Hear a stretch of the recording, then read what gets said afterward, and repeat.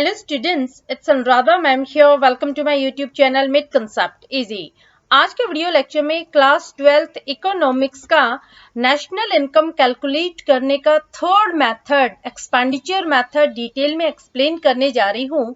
देखो, national income calculate करने के दो मेथड मैं आपको ऑलरेडी एक्सप्लेन कर चुकी हूँ। पहला मेथड है वैल्यू एडेड मेथड और दूसरा मेथड है इनकम मेथड। ये दोनों मैं आपको ऑलरेडी एक्सप्लेन कर चुकी हूँ। इनका लिंक मैं आपको डिस्क्रिप्शन बॉक्स में दे दूंगी ताकि आप तीनों ही मेथड डिटेल में पढ़ सकें। आज के वीडियो लेक्चर में एक्सपेंडिचर मेथड से रिलेटेड सारे की पॉइंट्स मैं डिटेल में एक्सप्लेन करने वाली हूँ, इसलिए पूरा वीडियो लेक्चर स्टार्टिंग से एंड तक फुल कंसंट्रेशन के साथ देखना ताकि एक्सपेंडिचर मेथड से रिलेटेड कोई भी की पॉइंट आपका मिस ना हो। तो सबसे पहले मैं आपको एक्सप्लेन करती हूँ एक्सपेंडिचर मेथड से हम कैसे नेशनल इनकम मेजर करते हैं। This method measures national income as sum total of final expenditures incurred by households, government, firms and foreigners. देखो, जब हम एक्सपेंडिचर मेथड से नेशनल इनकम मेजर करते हैं तो हम इकोनॉमी को 4 यूनिट में डिवाइड कर देते हैं और चारों यूनिट का जो फाइनल एक्सपेंडिचर आता है उसे हम टोटल करते हैं तो हमें मिलता है जीडीपी एट मार्केट प्राइस। कौन कौन से 4 यूनिट हैं? पहली है हाउसहोल्ड, दूसरी है गवर्नमेंट, तीसरी है फर्म्स और चौथे हैं फॉरेनर्स। फॉरेनर्स यानी नेट एक्सपोर्ट। इन चारों यूनिट्स के फाइनल एक्सपेंडिचर को जब हम ऐड कर लेते हैं तो हमें मिलता है GDP at market price. Expenditure method से हम निकालते हैं gross domestic product at market price, जो इक्वल होता है सिग्मा फाइनल एक्सपेंडिचर के। देखो, सिग्मा का मतलब क्या होता है? सिग्मा का मतलब होता है टोटल, और यहाँ पर हम फाइनल एक्सपेंडिचर लेते हैं। फाइनल एक्सपेंडिचर आप किस किस का लेंगे? आप 4 यूनिट का लेंगे। कौन कौन सी 4 यूनिट? पहली है हाउसहोल्ड, दूसरी है गवर्नमेंट, तीसरी है फर्म्स और चौथे हैं फॉरेनर्स। इन चारों यूनिट्स के फाइनल एक्सपेंडिचर को जब हम ऐड कर लेते हैं तो आपको मिलेगा GDP at market price. Clear?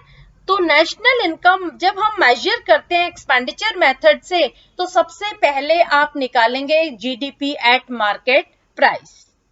Clear? अब मैं आपको बता रही हूँ कंपोनेंट्स ऑफ एक्सपेंडिचर मेथड। देखो, एक्सपेंडिचर मेथड के 4 कंपोनेंट हैं।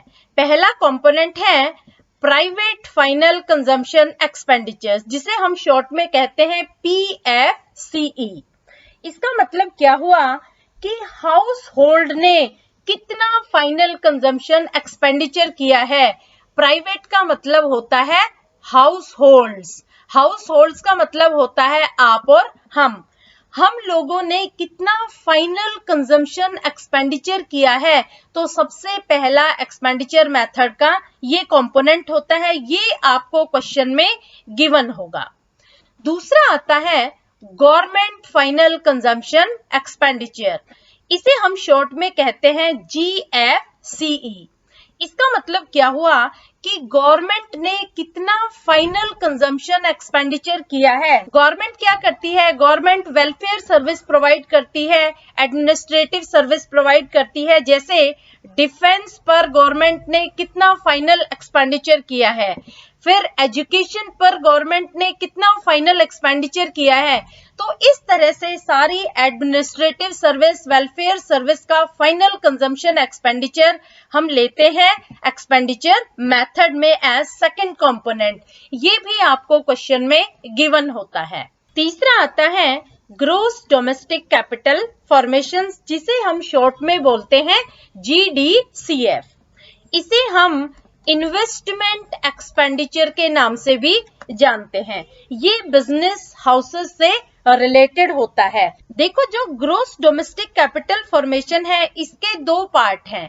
पहला है ग्रोस फिक्स कैपिटल फॉर्मेशन, जिसे हम फिक्स इन्वेस्टमेंट कहते हैं, और दूसरा है इन्वेंट्री इन्वेस्टमेंट, जिसे हम चेंज इन स्टॉक कहते हैं। और इसका फोर्थ कंपोनेंट आता है नेट एक्सपोर्ट, जिसे हम बोलते हैं export minus import, X minus M. X का मतलब होता है एक्सपोर्ट और एम का मतलब होता है इंपोर्ट। जब हम एक्सपोर्ट में से इंपोर्ट माइनस कर देते हैं तो हमें मिल जाता है नेट एक्सपोर्ट। अब देखो, जो फर्स्ट और सेकंड ये दोनों कंपोनेंट आपको क्वेश्चन में गिवन होते हैं। आपको जो प्रॉब्लम आती है वो आती है थर्ड कंपोनेंट में और फोर्थ कंपोनेंट में। थर्ड कंपोनेंट जो ग्रॉस डोमेस्टिक कैपिटल फॉर्मेशन है, इसमें एग्जामिनर आपको ट्रिकी क्वेश्चन देता है। बच्चे उसकी ट्रिक को समझ नहीं पाते हैं और उनका पूरा क्वेश्चन गलत हो जाता है। इस तरह से नेट एक्सपोर्ट से रिलेटेड भी कुछ कॉम्प्लिकेशंस आती हैं, वो भी मैं आपको एक्सप्लेन करूंगी। पहले हम समझते हैं ग्रॉस डोमेस्टिक कैपिटल फॉर्मेशन में क्या क्या ट्रिक्स आती हैं। देखो, सबसे पहले तो आपको ये समझना होगा कि जो ग्रॉस डोमेस्टिक कैपिटल फॉर्मेशन है, ये दो चीजों से मिलके बनता है। एक तो है फिक्स इन्वेस्टमेंट और दूसरा है इन्वेंट्री इन्वेस्टमेंट। फिक्स इन्वेस्टमेंट को हम बोलते हैं gross domestic fixed capital formation और इन्वेंट्री इन्वेस्टमेंट को हम बोलते हैं चेंज इन स्टॉक। अब देखो, यहाँ तीन तरह की सिचुएशन आ सकती है। सबसे पहली सिचुएशन क्या है, अगर आपको क्वेश्चन में gross domestic fixed capital formation मिलता है तो आप इसमें चेंज इन स्टॉक ऐड करेंगे। चेंज इन स्टॉक ऐड करेंगे, इसका मतलब क्या हुआ कि आपको फिक्स्ड इन्वेस्टमेंट तो दिया है लेकिन इन्वेंट्री इन्वेस्टमेंट मिसिंग है। दोनों के मिलने पर बनता है ग्रॉस डोमेस्टिक कैपिटल फॉर्मेशन। देखो, ग्रॉस डोमेस्टिक कैपिटल फॉर्मेशन और gross domestic fixed capital formation में सिर्फ फिक्स वर्ड है वो एडिशनल है, अदरवाइज ये दोनों सेम है। तो अगर आपको क्वेश्चन में फिक्स्ड वर्ड मिल जाता है तो आप चेंज इन स्टॉक इसमें ऐड कर देना। क्लियर? सेकेंड सिचुएशन में क्या होता है कि आपको क्वेश्चन में मिलता है नेट डोमेस्टिक कैपिटल फॉर्मेशन और हमें क्या चाहिए, हमें चाहिए ग्रॉस डोमेस्टिक कैपिटल फॉर्मेशन। तो देखो, आपको नेट को चेंज करना होगा ग्रॉस में। तो कैसे आप चेंज करेंगे, इसमें आप डेप्रिसिएशन ऐड कर देंगे। जब आप डेप्रिसिएशन ऐड कर देंगे तो ये बन जाएगा ग्रॉस डोमेस्टिक कैपिटल फॉर्मेशन। तीसरी सिचुएशन में क्या होता है कि आपको क्वेश्चन में मिलता है net domestic fixed capital formation. देखो, यहाँ पर आपको क्वेश्चन में नेट वर्ड भी मिला है और फिक्स्ड वर्ड भी मिला है। इसका मतलब आपको यहाँ पर दो चीजें ऐड करनी होगी। पहली तो आप जब नेट को ग्रॉस में कन्वर्ट करेंगे तो आप डेप्रिसिएशन ऐड करेंगे और दूसरा जब आप फिक्स्ड को यहाँ से हटाएंगे तो आप चेंज इन स्टॉक ऐड करेंगे। तो यहाँ पर आप दो चीजें ऐड कर देना, एक तो डेप्रिसिएशन और दूसरा चेंज इन स्टॉक। तो ये बन जाएगा ग्रॉस डोमेस्टिक कैपिटल फॉर्मेशन। इससे ज्यादा और कोई कॉम्प्लिकेशन क्वेश्चन में नहीं आती। ये तीन तरह की कॉम्प्लिकेशन आती है, दोबारा एक बार फिर से बता देती हूँ। फर्स्ट सिचुएशन में अगर आपको gross domestic fix capital formation दिया है, इसका मतलब आपको फिक्स्ड इन्वेस्टमेंट तो दे दिया लेकिन इन्वेंट्री इन्वेस्टमेंट नहीं दिया, तो आप चेंज इन स्टॉक ऐड कर देंगे। दूसरे सिचुएशन में अगर आपको नेट वर्ड डिफाइंड है क्वेश्चन में, इसका मतलब ये हुआ कि आप डेप्रिसिएशन ऐड कर देंगे।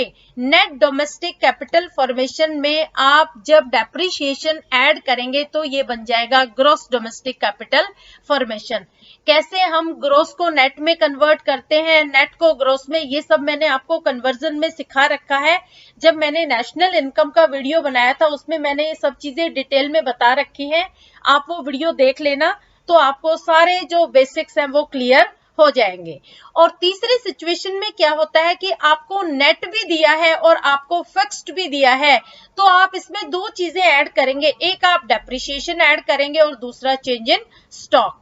तो आपको मिल जाएगा gross domestic capital formation. Clear? अब मैं आपको बता रही हूँ नेट एक्सपोर्ट्स, जिसे हम निकालते हैं एक्सपोर्ट्स माइनस इंपोर्ट से।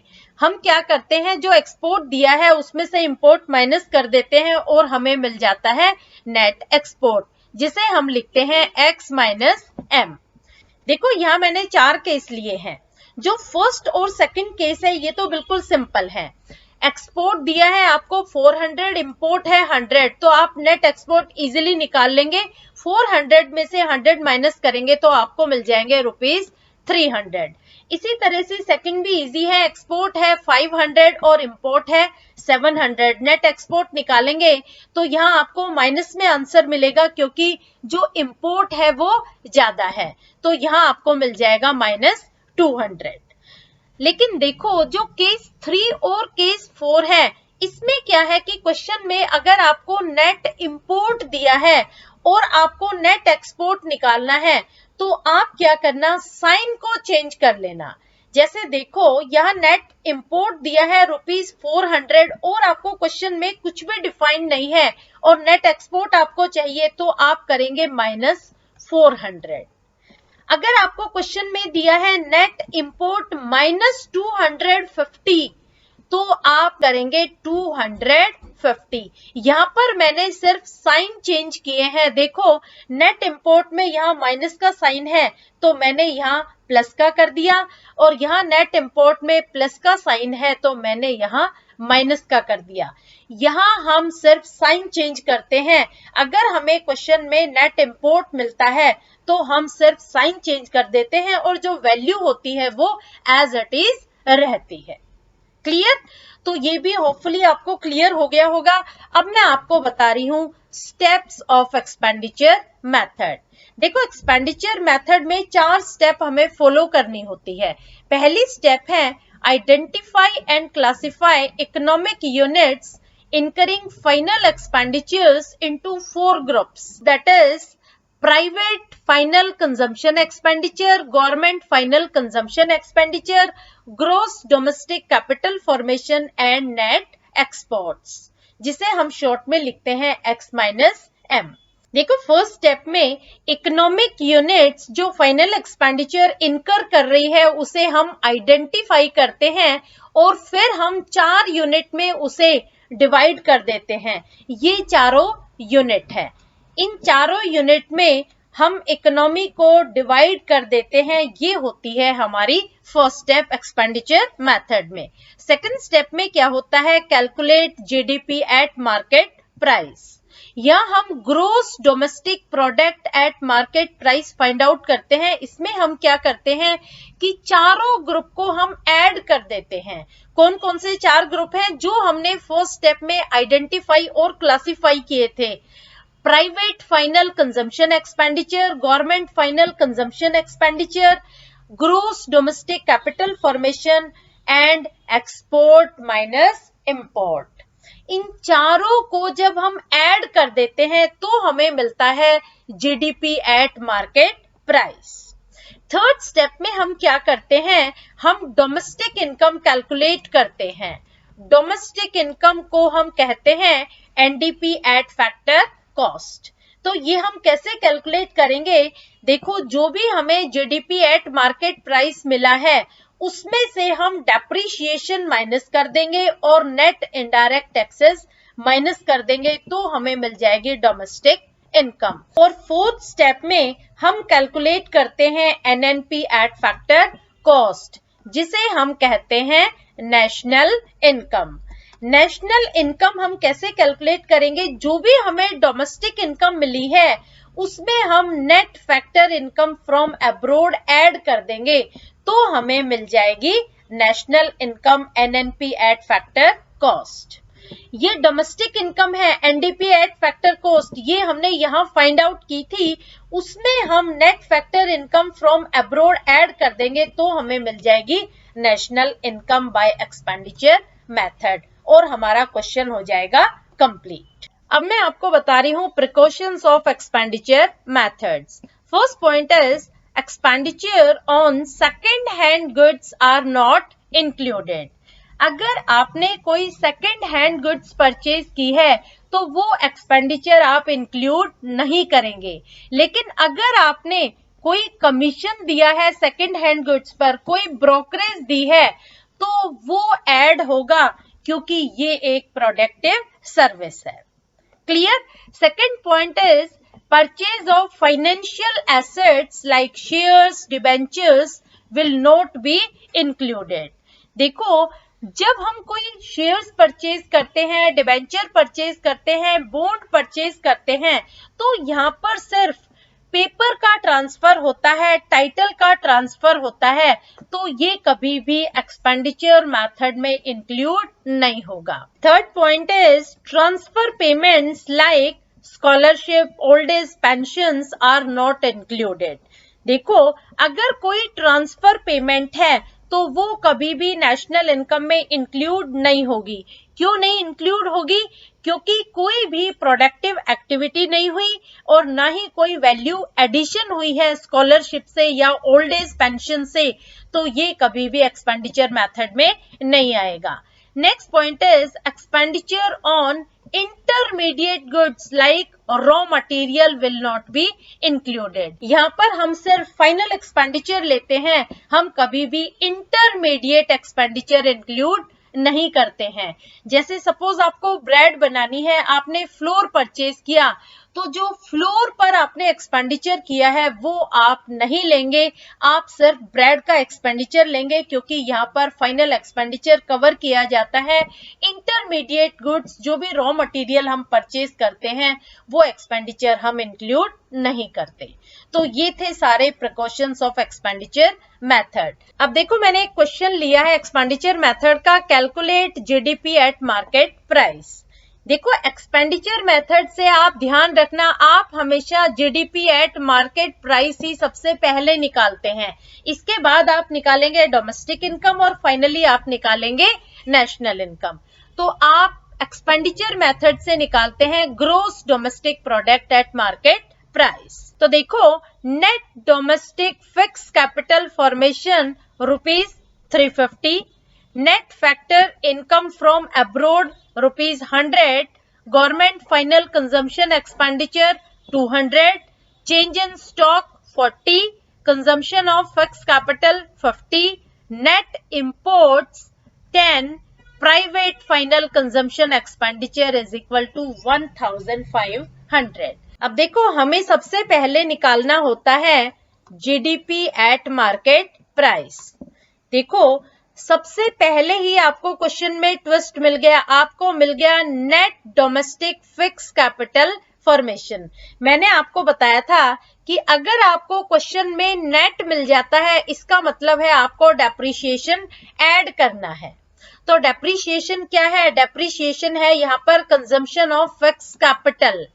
और दूसरा, आपको अगर फिक्स वर्ड मिल जाता है तो आपको चेंज इन स्टॉक ऐड करना है, तो आपका बनेगा ग्रोस डोमेस्टिक कैपिटल फॉर्मेशन।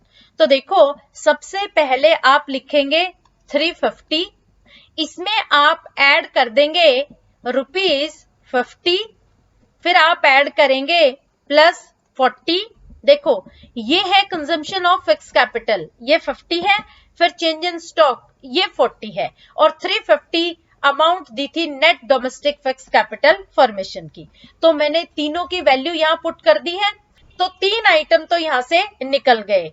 एक ही फाइनल एक्सपेंडिचर हमने बनाया है 3 आइटम को जोड़ करके। क्लियर? अब देखो, अब हम देखते हैं second point, net factor income from abroad. क्या ये यहाँ पर आएगा जब हम जीडीपी एट एमपी निकालेंगे? नहीं, इस पॉइंट को हम कंसिडर नहीं करेंगे। अब दिया है क्वेश्चन में गवर्नमेंट फाइनल कंजम्पशन एक्सपेंडिचर, ये आपको गिवन होता है, तो यहाँ पर आप ऐड कर देंगे +200। अब हम चेंज इन स्टॉक भी ले चुके हैं, कंजम्पशन ऑफ फिक्स कैपिटल भी ले चुके हैं। अब हमारे पास प्राइवेट फाइनल कंजम्पशन एक्सपेंडिचर, ये भी गिवन है, इसे भी हम ऐड कर देंगे, ये है ₹1500। अब देखो, क्वेश्चन में एक ट्विस्ट और दिया है, आपको दिया है नेट इंपोर्ट, और मैंने आपको बताया था अगर आपको क्वेश्चन में नेट इंपोर्ट मिल जाते हैं तो आप साइन को चेंज कर देना। यहाँ पर आपको +10 दिए हैं, तो आप कर देना -10। तो आपको जीडीपी एट मार्केट प्राइस मिलेगा ₹2130। क्लियर? तो इस तरह से हम निकालते हैं जीडीपी एट MP। जब भी आप एक्सपेंडिचर मेथड से क्वेश्चन सोल्व करेंगे तो सबसे पहले आप GDP MP निकालेंगे। अगर आपको क्वेश्चन में आगे डोमेस्टिक इनकम या नेशनल इनकम निकालनी होती तो आप थर्ड और फोर्थ स्टेप अप्लाई करते, लेकिन सबसे पहले आप निकालेंगे GDP एट मार्केट प्राइस, और आप क्वेश्चन में देख लेना कि आपको क्या निकालना है, उसके अकॉर्डिंग ही आप क्वेश्चन को सोल्व करना। होपफुली आपको समझ में आ गया होगा अच्छे से expenditure method. Please like my video lecture, share it with your friends, subscribe my channel, और नोट्स के लिए आप ज्वाइन कर लेना मेरे टेलीग्राम ग्रुप को। ये लिंक है मेरे टेलीग्राम ग्रुप का। Thank you so much.